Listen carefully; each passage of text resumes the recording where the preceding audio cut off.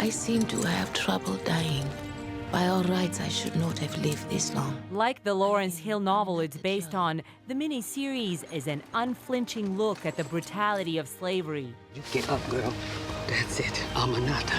Aminata is a fictional character, but we have some very real history that she's based on. In the story, Aminata Diallo is an African woman who escapes slavery in the American South and becomes one of the so-called black loyalists. They were former slaves in the U.S. who sided with the British forces against the revolutionaries in the War of American Independence and were promised a reward. Our Navy plans to move all Negro loyalists to Nova Scotia, where they will be free. Nova Scotia? Not London. Nova Scotia is a British colony. And in this Nova Scotia, will we be free? Entirely. Nova Scotia turns out to be far from the promised land for these freed slaves.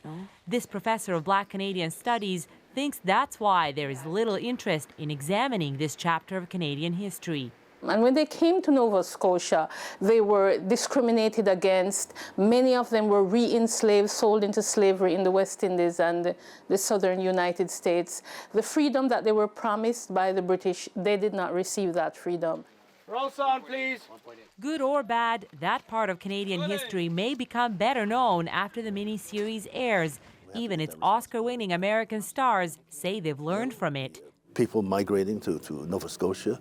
The Book of Negroes, you know what that meant to the British Army, have their list of Negroes who they were going to set free, and it's all historical and wonderful and great information for the schools. Because you always think of Canada as those guys up north, you know, that's what you think, and it's now to think that part of my heritage is up there as well. It's really enlightening. The multinational team behind the Book of Negroes united by a common ambition to produce a mini-series that not only entertains, but educates.